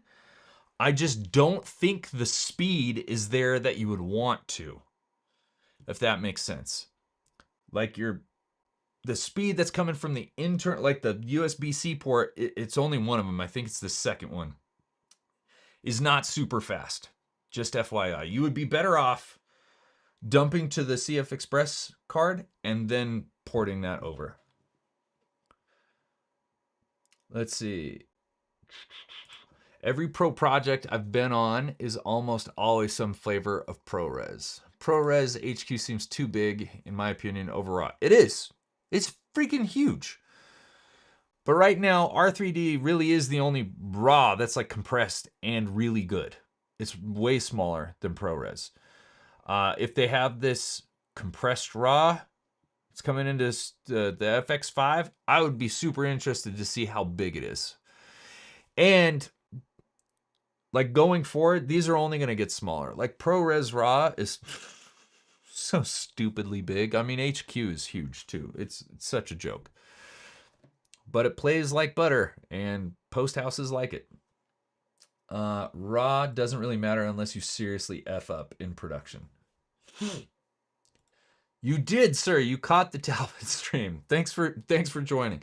Would you keep your pre-order if you purchase? Yeah, I think I would. Honestly, at $2,000, you knew what you wanted out of a camera. Like you knew it didn't have autofocus.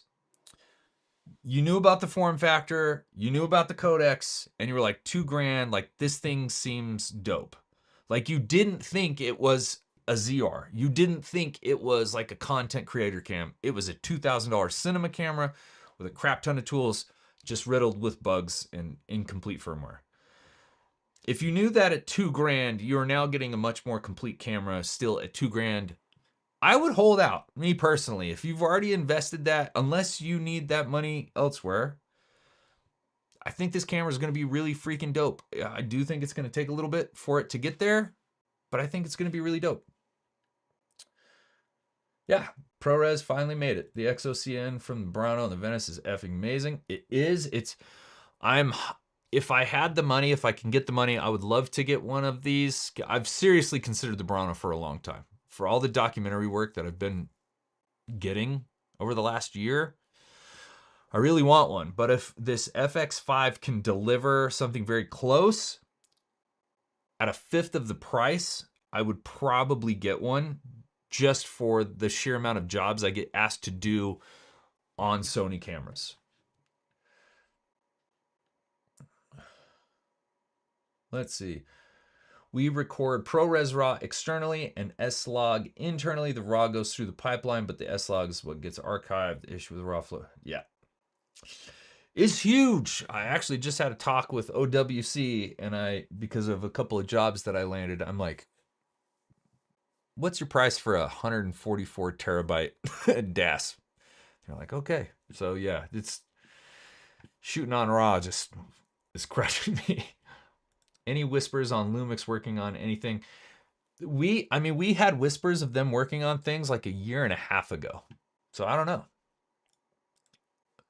What is up? Greetings from Alaska. Man, I want to go to Alaska. I would love to go to Alaska. Bucket list, Alaska. I hope we get some of this in the Mavo LF Mark II and Edge. I am more than happy to relay these messages to Kinefinity because we get to talk to them face to face, and that's pretty cool. I got my thumbs down. I hope it was from the internet kid that was 48 years old. That would be amazing. Thank you for the thumbs down. It's still engagement. I'd pre-order right now at $19.99. Even with the bugs, they'll get it fixed at some point. I wish that pre-order price was still up. It kind of stinks. Let's see. Regarding your lack of math and analytics for me, the fact that you talk to us from the end user perspective and practical use is what makes you so valuable. Well, thank you very much. The internet is too consumed with best specs. So I'm going to give you a little crash course here. Best doesn't really exist. Best is so user specific and situationally specific that when people ask me what is the best camera or almost the better camera, I just tell them that's the wrong question. Like I can never answer that. That is like a very personal thing. So you'll never hear me be like, this is the best camera. And I have a hard time ever saying this is the better camera. Like if I compare like the Kinefinity to the ZR, you're not going to hear me go, this is the better camera. I'll say this is the better camera in this situation because it is so situationally specific. And if you ever ask me what is the best camera, I'll most likely ignore it because I don't have the time to regurgitate all that. Let's see. ProRes is not an acquisition codec. It was never designed to be an acquisition codec. RAW only important to me if I'm using different color lights. I can't control or use. Yeah, I mean, like the reason I have RAW is because I am the kind of photographer and video person that finds the video in the edit.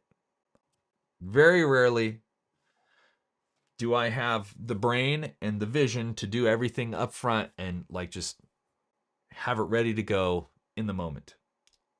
So often I will make spur of the moment decisions where I'm like, you know what? I know I shot it at 56, but let's try it at like 12,000 Kelvin. I can only do that in post with like a raw codec. So for me, it is not necessary, but because of how my brain works and my need to constantly tinker and try new things, raw is the codec that I tend to gravitate to. Come to Alaska. I have a couch. I am an old man and I will not be sleeping on any couches ever again.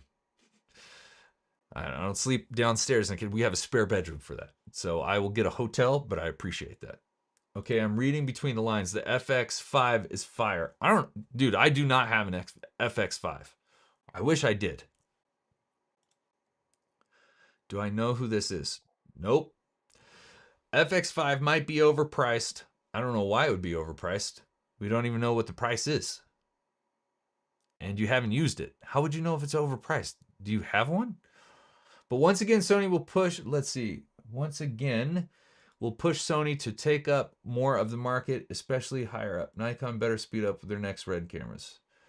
Well, Nikon's not making the RED cameras. RED is making those cameras. So that falls upon RED. And their cameras are friggin' fire. I don't think there's any pressure to like have them make new cameras. Let's see. What time is it? Holy shit, it's 2:35. We've already been doing this for an hour and a half. I appreciate the response because that's my exact stance and opinion. I share in the car world for the same reason specs don't mean anything outside of its intended use case. Yep.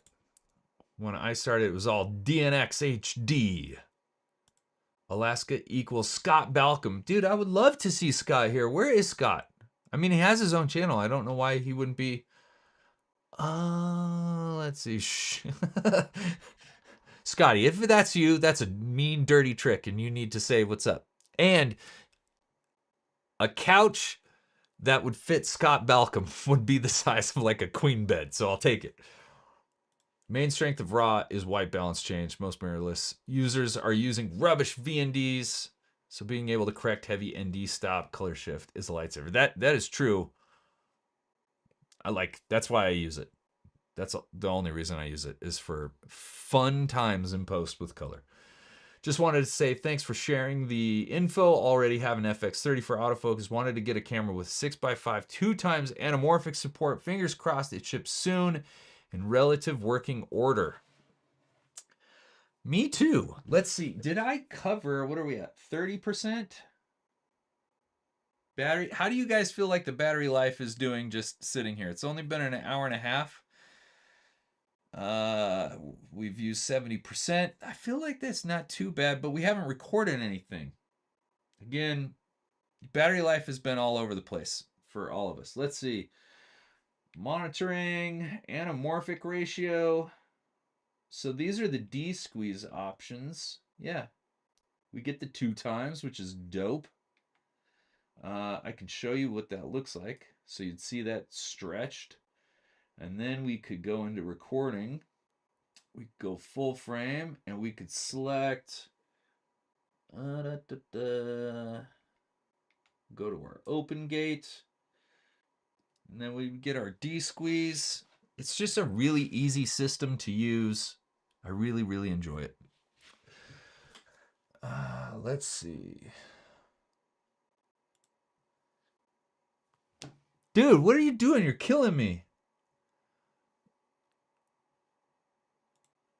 Brandon doesn't have an FX5. He has more than one. I'm telling you right now, I don't. If I had it, I wouldn't have said anything about the FX5 at all. I only know of three people that have it, and none of them are anywhere near me to where I could even go and use it. I reached out to Sony and I said, hey, you guys probably don't need somebody sitting behind a desk giving a review. But this is the project that I'm really passionate about and I want to shoot it, and I would love to shoot it on the FX5. And you know what they said? Nothing. They didn't respond. So I don't have an FX5. I'm going to find out about it just like you guys are. Dude, I would love to come to Alaska. I really, really, really would. I want to drive Joe all the way up into Alaska. That's like on my bucket list. Not sure if I'm the only one, but in the UK, mid to lower commercial world, 9 out of 10 jobs now are on Sony. I mean, like, I've seen that too. Across the board, nobody ever asks me for a specific camera outside of Sony. It's either Sony or it's use whatever the hell you want. In my experience with the Mavos, there is no difference in battery life if I'm just monitoring or recording. Oh, interesting. I guess that's good to know. None of this matters to the people not even getting out and making stuff. Well, ain't that the truth? FX5 is going to release hot. They will release in very limited supply to create the buzz. It will work. People want a new FX3. Don't really need 8K most of the time. 5K open gate will sell like crazy. Let's see. It's largely true here too, until you get into the higher budgets, which are usually dominated by Aryan Red. Here in Salt Lake, it's either people use red on shoots, but they're not being requested. I don't know if Arri gets requests. I know that Sony gets requests. Buranos, Venice, those get requests. But on the really high-end stuff, I would see all three, but in terms of requests, I'm not really sure at that level. It really feels like you're either getting a request for a Sony or you can use whatever you want. I get about 1 hour and 30 on a 50 watt hour battery, whether I click record or not. That's super interesting. Let's see. We'll just ban him.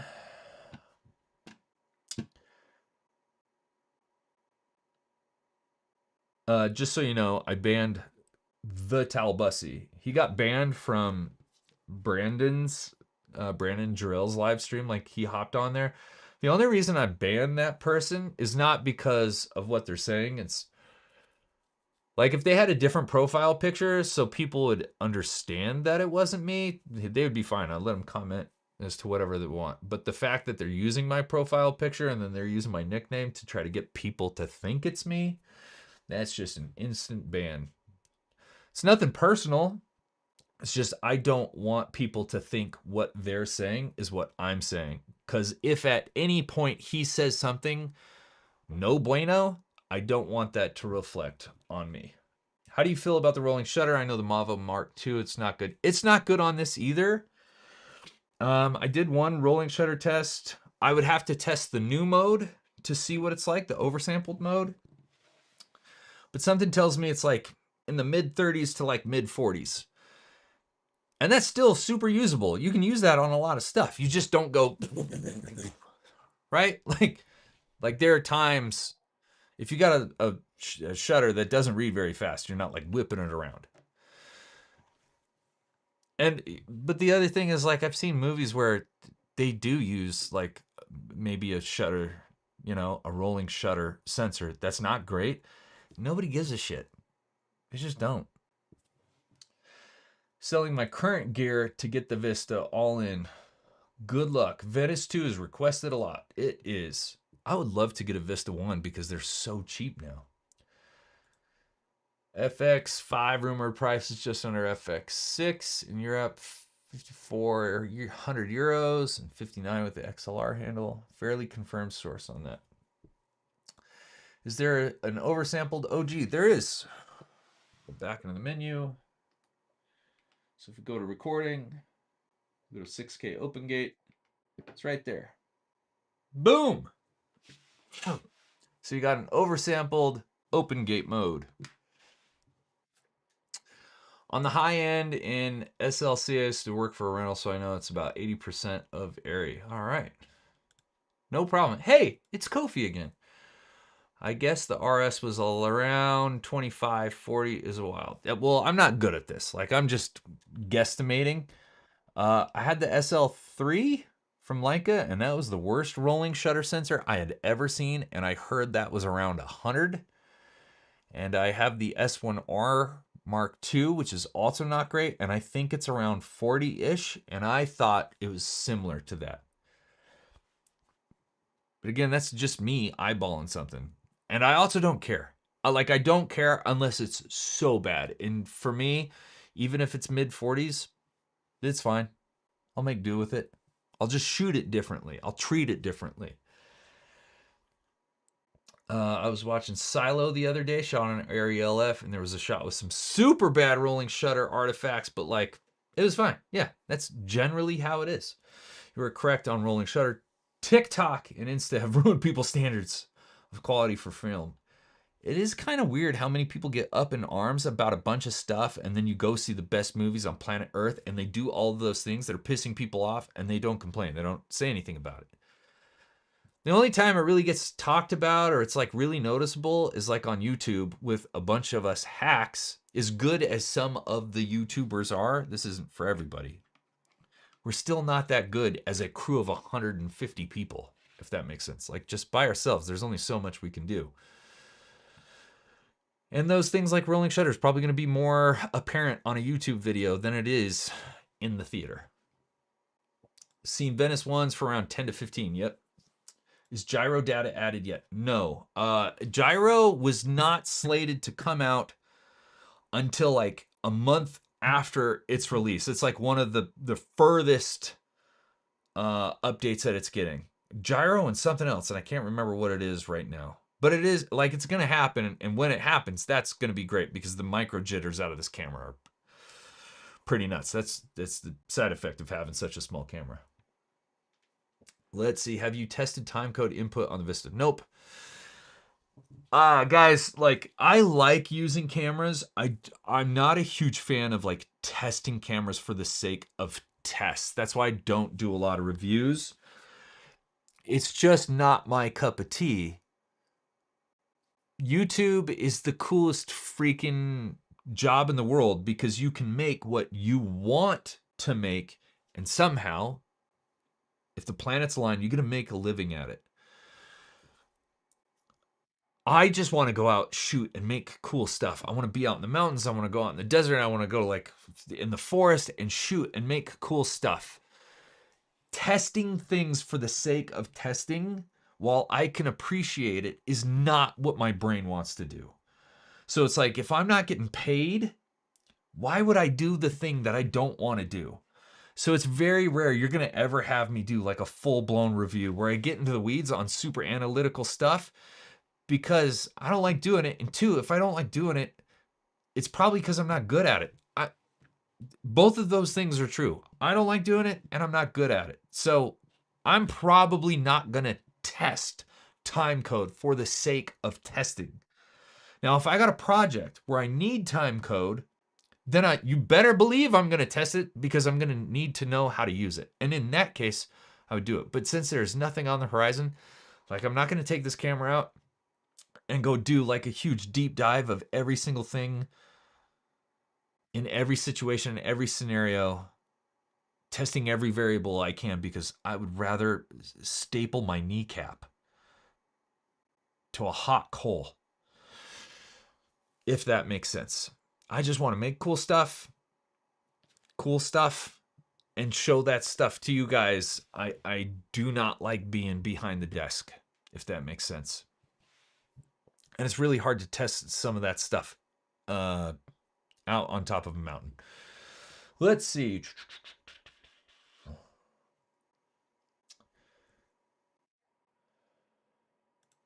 I'm sad about the Ursa Cine 12K. It completely fell off and no one released films with it. I don't know if it did. It's still there. It's still being sold.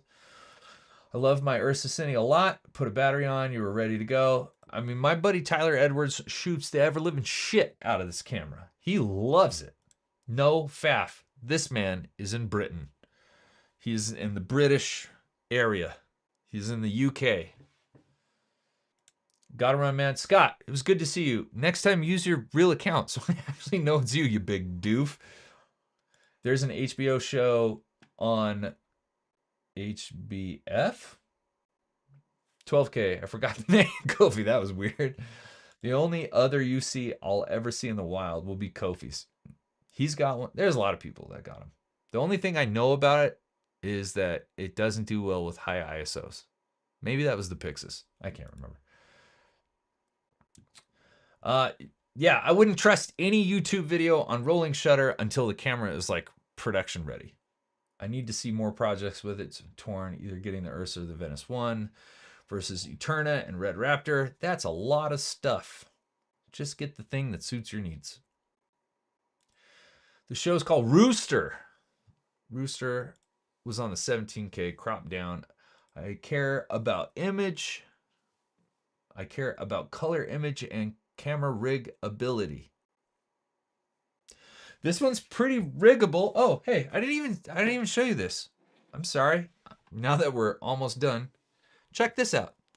So when I got the Vista, I sent it to my friend Will, who owns Excelsius. They make some pretty dope cages. This is the 3D catted one. Sent it to me. These are almost done. I'm not sure if Will wants me telling you that, but I just did. I know I have a magnesium ultralight version of this thing coming to me soon, but check it out. It's dope. We got NATO,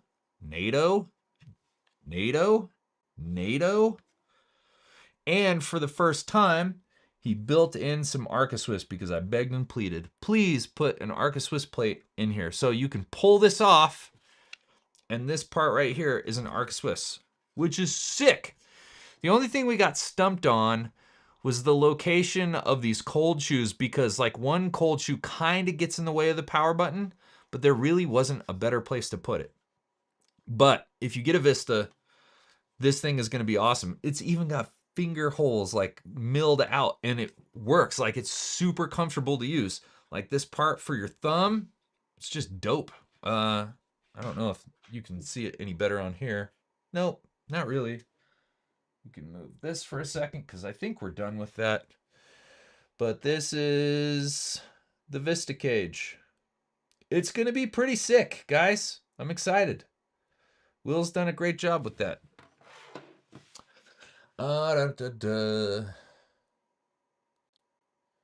Weird that you and Kofi have different bugs. We all have different bugs. Joshua Martin's got different bugs. Freaking Philip Bloom has a firmware that wasn't offered to anybody else, but it's the firmware behind my firmware, and he has more features and less bugs than I do. Let's see. Could it mean different internal computer chip type? No, I don't think so. That they would be shooting themselves in the foot. I just don't see an actual logistical capability of running multiple different like processors and shit in the same camera. That feels like a death sentence in terms of like reliability and predictability. Venice 1 versus Red Ranger Monstro. Yeah, I mean, you guys know where I'm going to land on that. I think the Venice 1 is dope, and it's probably a better camera for like doc work and production work, because all that shit is built in. With the Monstro, you're going to have to get that big old production pack on the back, which is just huge, and pretty big difference in terms of like when they came out. I think the Monstro came out in 20...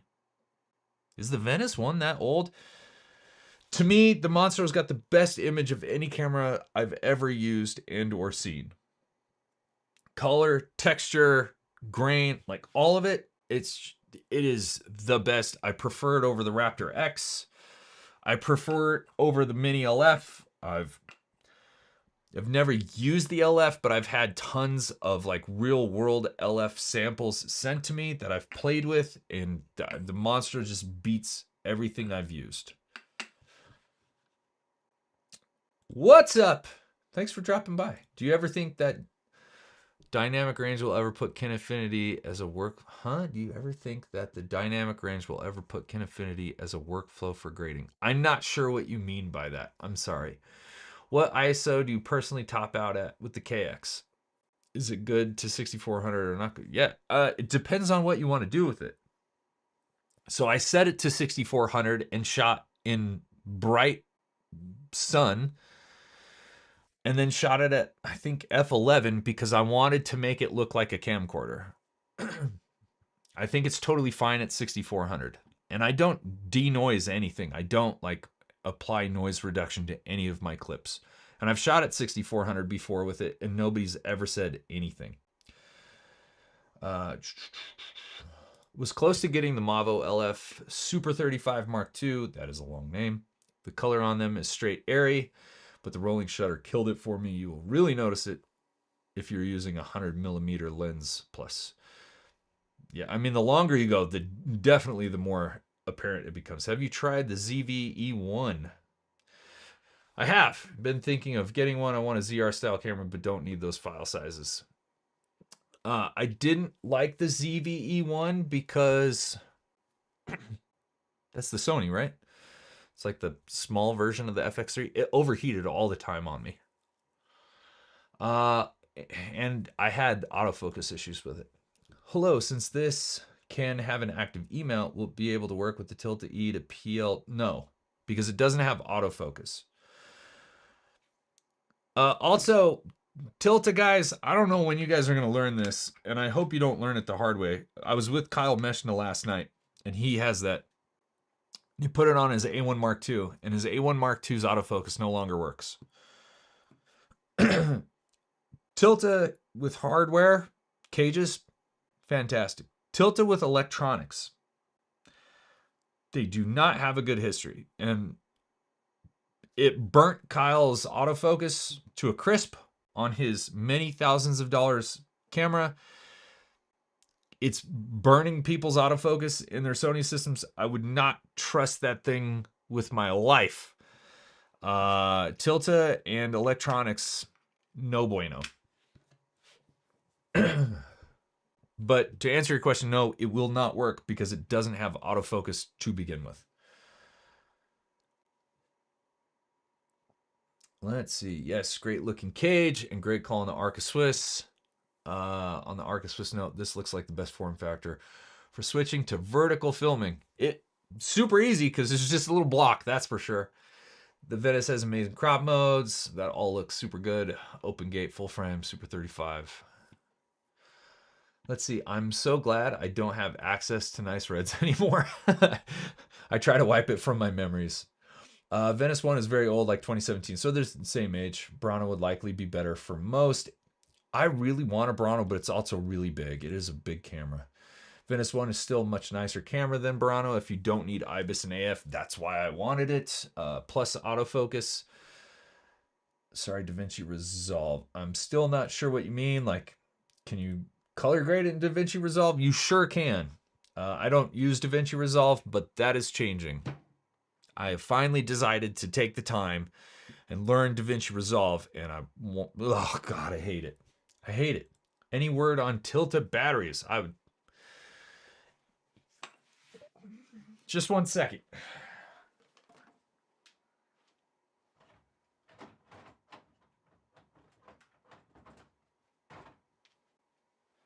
You guys have maybe seen this.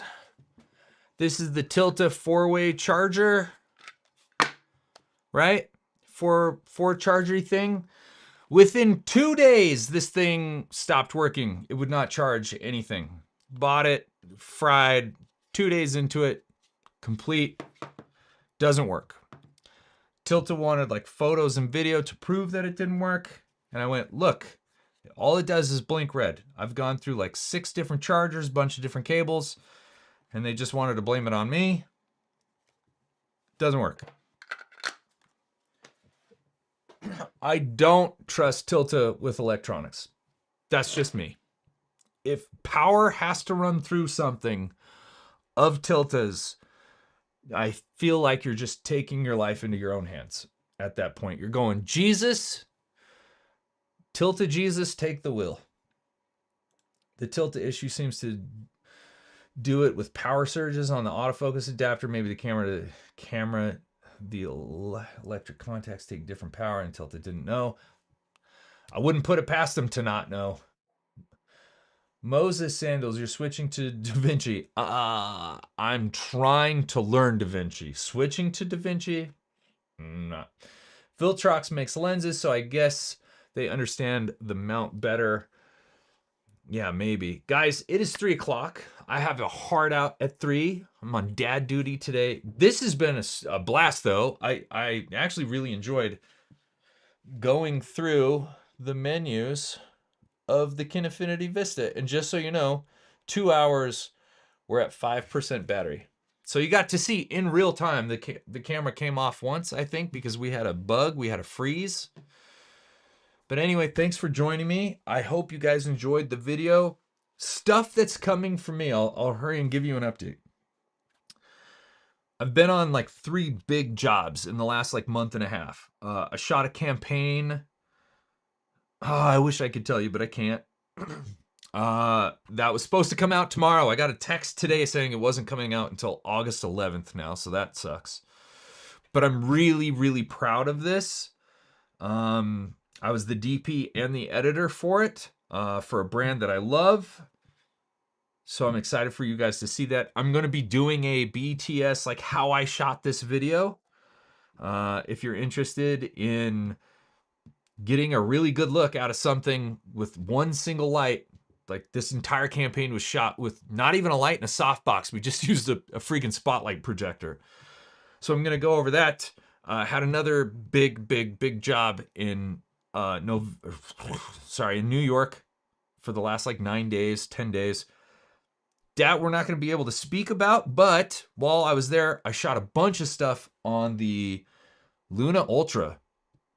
And I have mixed feelings about that camera. I think it's fantastic and also like it kind of sucks in some ways. So I'm going to be doing, I guess, a review. I hate to call it a review, but it's a review on the Luna Ultra. I also just put in my 35th roll through my film camera. And I have a lot of thoughts. That video is going out soon.